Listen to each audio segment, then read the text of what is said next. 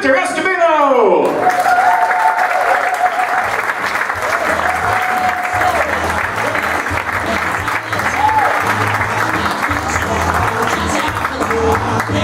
Oh, show me the way to the... What the fuck kind of music are you playing? Was that the Doors or was that a circus? Whatever that song can be. Anytime? Too late? No.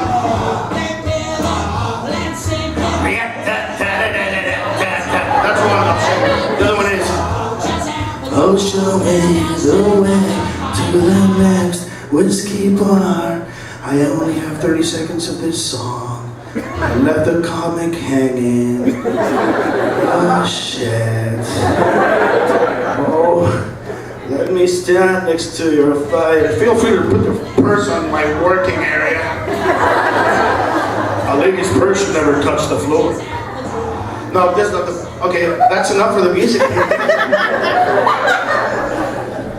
Buenas tardes, amigos del Club de Comedia del Federally Playhouse, Casa de Federally. ¿Dónde están las chicas sexy? ¿Dónde están los muchachos? ¿Dónde están los que opinan que Benito Juárez hijo del respeto al registro del género de la paz? My peeps in the house. For English, press 2. Oh, show me the way. Do you guys know any Mexicans? By round of applause. Do you guys knowingly or unknowingly employ any Mexicans? By round of applause. I just thought of that question, which is really deep if you think about it. You know? Thank you. Thank you. I hired that Mexican to clap for me, so thank you very much. No, but you know, I know a lot of Mexicans. I'm actually really Mexican. Like, I know everything there is to know about being Mexican. So you can ask me anything you want about, you know, have you ever wondered, like, I wonder what that Mexican fella feels about blah, blah, blah, blah, blah. But you can never walk up to a Mexican and say, like, you know, like, you have a question about Mexicans, so you drive yourself to Home Depot and just go like, question! But I'm so Mexican that you can ask me anything you want to. And these are all jokes, ma'am. You're kind of worried about me, or it's okay. So any questions about being Mexican, Spanish grammar, history, whatever, politics, just raise your hand or call. I can't really see you, but thank you. This guy's working overtime. Just get my attention and say Your Excellency. That's how Mexican I am. Your Excellency, I'll say yes, and then you can ask me your question, okay?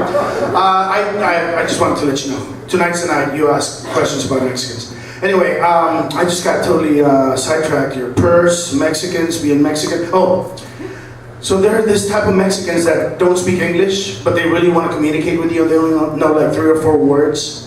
So, hey, Pedro. Pedro, good Mexican name, people? Pedro, do you like the food? Good. But they like it a lot? Good! Hey, did you meet my sister? Oh, good, man! Good! Good! So they just kind of, you know, it's like, hey, do you like working with Mike? Mike? Good. What about John? Oh, John, good! Good, man! John, good, man! And they just kind of tell random actors' names. Because they want to, I'm working that joke. Can you see where it was going? Good. John Goodman. Fucking Mexican doesn't know where I'm going. No? Did you like that joke, dude? Good. Okay, so I might be doing good. And then when you see me on the streets, go, hey, Victor, good man. John Goodman. Okay, so maybe in Mexico, I love this crowd. This is a good, don't hate yourself, that's cheap applause. But I'm gonna give you a round of applause. I'm gonna throw the applause right in your fucking faces right there. Thank you, I love you. So I'm not Cheech. Thank you, good. I'm not the Pringles guy. Thank you very much. I had the goatee even more pronounced, and I shaved it off, and I just kept the mustache going, and I kind of took some mustache wax, and I kind of made it curl up, and I was feeling so debonair. A Mexican who says debonair. Good! Okay.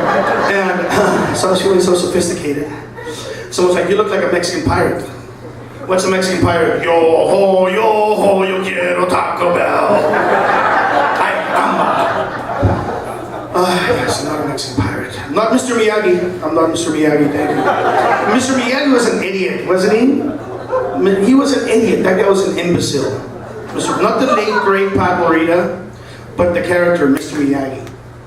Because he would say, if you want to be karate master, you must have to paint pens, wax on, wash off. Set thrower, paint pens, wax on, wash off. If that was the case, every Mexican I know would be a karate master, people. Good. Well, I got so I couldn't find this place. I live in Fairfield. Give it up for Fairfield, people. Thank you. Fairfield, good. Thank you. Okay, it's happening. Thank you. Are you Mexican, sir? Yes, sir. Good. Are you Mexican? Say yes, sir. Yes, I. Rastafarian, Mexican. Good. Yes, man. Bwah, bwah, bwah, bwah. So I couldn't find the federally fucking playhouse. I saw this Dollar Tree. What the fuck? I'm like, what the hell?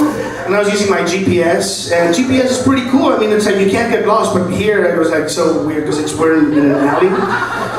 But I was thinking about GPS because I'm a really creative comic, and what if we had like actors' voices on GPS? And in order to pursue that thought, I would have to be able to do impressions, which I don't. So, but think about it, make up your own jokes.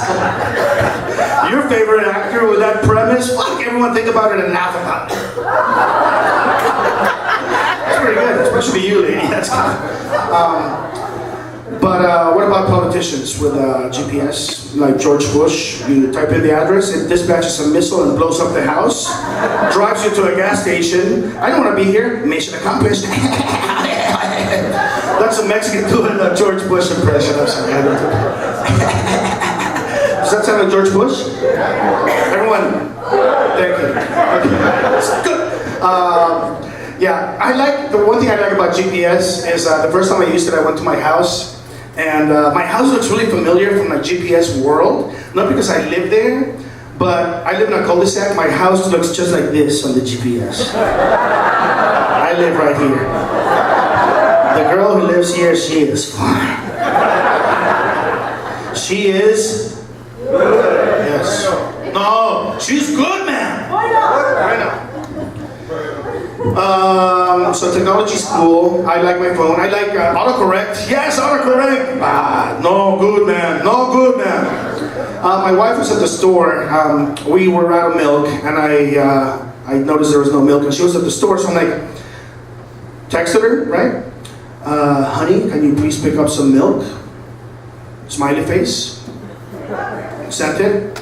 And what she got was, you fucking bitch, you're ruining my life. Fucking autocorrect, honey.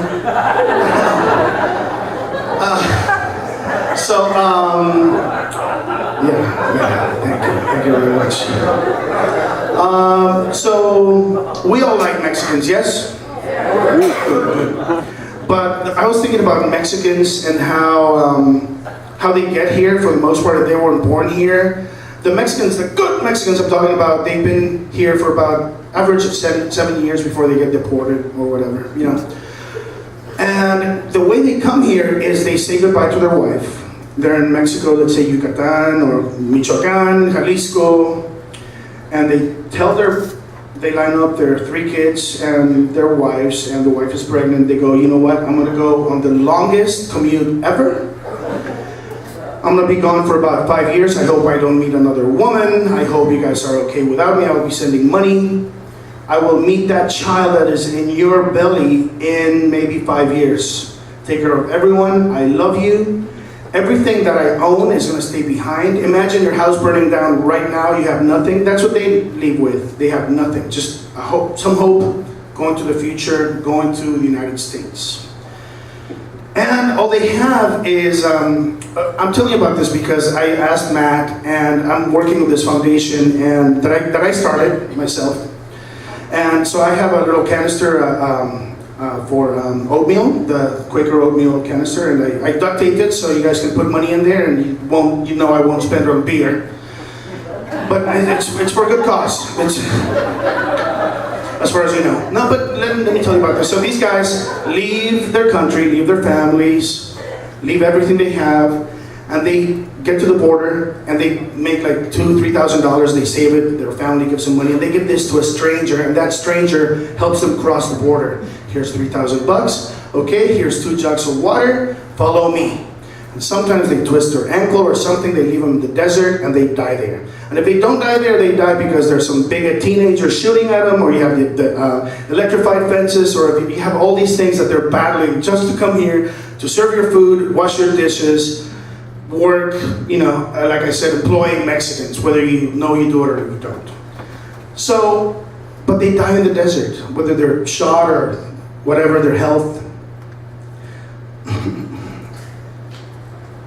And they just want to make it, but we're losing a lot of them. And so what we're working on is a program to help these Mexicans, and it's called Jetpacks for Wetbacks. So, wait a second. So what we're doing is, we start out in Mexico, and they just fucking flip off the fucking everybody. And they bypass Arizona altogether. Fuck you, Arizona. But we're losing them in the landing. So the money is for research. We're going to turn the jetpacks into leaf blowers. So they soften the blow, and effectively when they land, they already have an account and they hit the ground working and running as it were. So give generously. I'm Victor Escobedo. We love you. You guys are good. Thank you. Good night. Give it up for Matt Larson, everybody.